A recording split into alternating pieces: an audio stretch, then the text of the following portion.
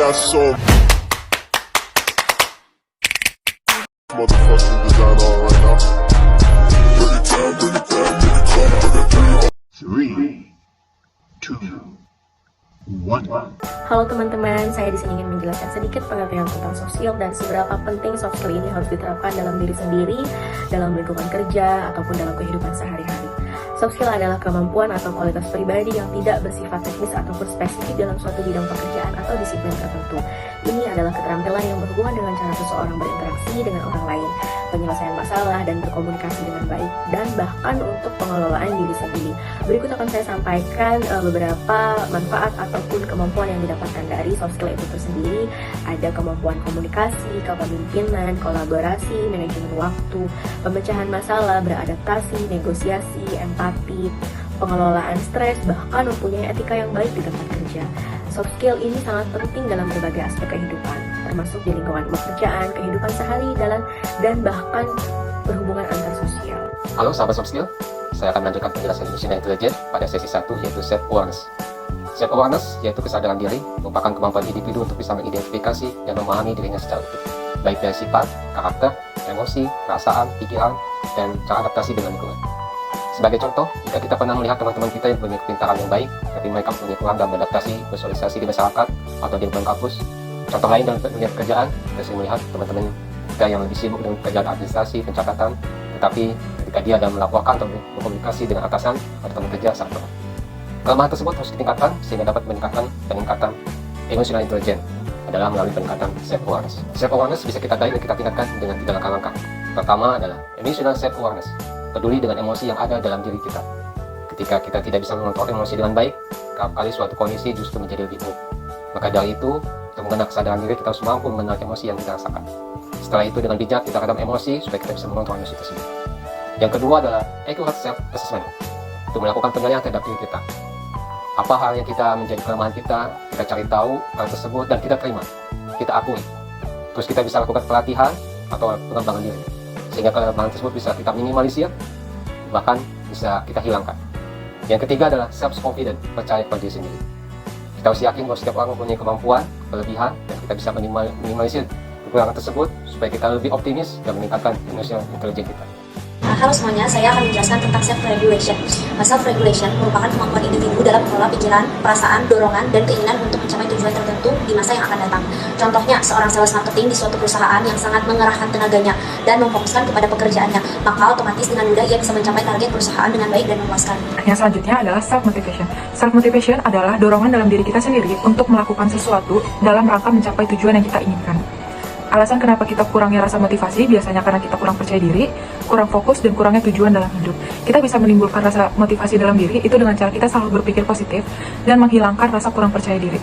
Contohnya misalnya, jika kita ingin menjadi karyawan terbaik, berarti kita harus memiliki etos kerja yang lebih baik daripada teman-teman yang lain. Empati adalah kemampuan untuk merasakan, memahami, dan berempati dengan perasaan dan pengalaman yang orang lain lewati. Kemudian ini melibatkan kemampuan untuk melihat situasi dari sudut pandang orang lain. Empati juga merupakan komponen yang penting yang harus ada di dalam hubungan manusia, komunikasi yang efektif, dan kesejahteraan sosial. Lalu contoh empati di dalam kehidupan sehari-hari ialah mendengarkan dengan penuh perhatian, memberikan dukungan emosional, bekerja dalam tim, menghormati perasaan orang lain, serta menunjukkan keprihatinan pada orang yang terkena musibah. Hai. Jadi beberapa materi yang telah disampaikan mengenai emotional intelligence, di sini saya akan menyampaikan mengenai social skill. Sebelumnya, apa itu social skill? Social skill adalah keterampilan yang memungkinkan individu untuk berinteraksi, berkomunikasi, dan berhubungan dengan orang lain secara efektif dalam berbagai situasi sosial pastinya. Salah satu kemampuannya adalah membaca ekspresi wajah, berbicara dengan sopan, menyelesaikan konflik, dan beberapa aspek yang terlibat ke dalam kegiatan sosial lainnya. Nah, contoh keterampilan dari social skill itu apa sih? Yang pertama adalah kemampuan verbal, yang kedua berempati, yang ketiga membaca bahasa tubuh, yang keempat berbicara di depan umum, yang kelima resolusi konflik, dan yang keenam adalah bekerja dalam tim serta beradaptasi.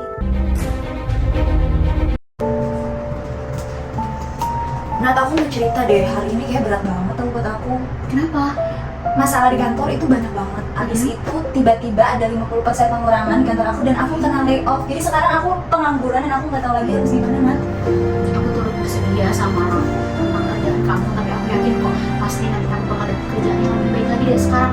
Siapa tahu nanti aku kedepannya ada lowongan dan aku bakal tawarin buat kamu. Serius? Iya, serius. Ya pasti kabarin kamu. Kamu yang penting sabar dulu ya, yang kabarin dulu. Aku yakin pasti bakal ada yang terbaik buat kamu. Thank you ya, Nat. Ya, oke. Kila, aku perhatiin kamu sering ngomong deh, aku gara-gara masalah kerjaan kamu ini pecat kemarin. Iya kan sudah sepihak dan aku nggak tahu sekarang harus gimana buat kedepannya. Oh iya, kebetulan nih ada teman aku yang lagi butuh staff di perusahaannya. Coba deh kamu lihat dulu, tuh, ya kan? Oh iya, kayaknya ini memenuhi kualifikasi aku deh. Iya, kamu coba dulu aja ya, gimana? Oke, Kamu oke. bisa datang ke kantornya kan? Bisa. Nah, sekarang kamu jangan sedih lagi ya. Sekarang kamu udah ada kerjaan baru lagi. Semoga kamu bisa kerja di sana betah, terus kamu makin semangat. Semoga lancar ya semuanya. Thank you ya, Nat. Iya.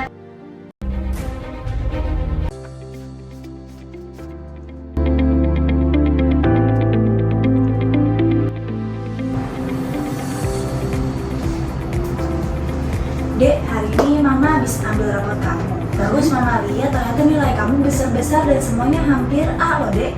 Wah, bagus dong, Ma. Ternyata selama ini aku belajar, aku nggak sia-sia. Aku pengen banget bikin Mama tuh seneng sama prestasi aku di sekolah. Makasih juga ya, Mama udah selalu ngasih motivasi sama aku sampai aku dapet nilai bagus. Makasih, Ma.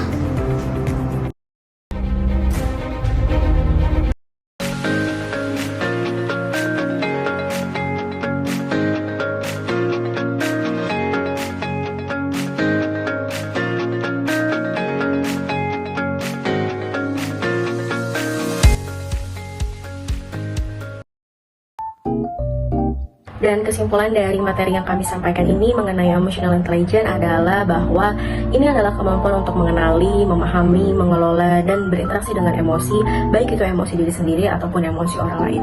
Kemampuan ini dapat membantu individu dalam berbagai aspek kehidupan mereka, termasuk hubungan interpersonal, manajemen emosi, komunikasi, dan pengambilan keputusan.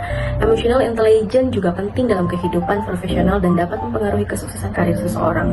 Dengan mengembangkan emotional intelligence, seseorang dapat menjadi lebih efektif dalam berinteraksi dengan orang lain dan mengatasi tantangan emosional dalam kehidupan sehari-hari. Semoga pembahasan dari kami mengenai emotional intelligence ini dapat dimengerti dan diterima dengan baik. Terima kasih.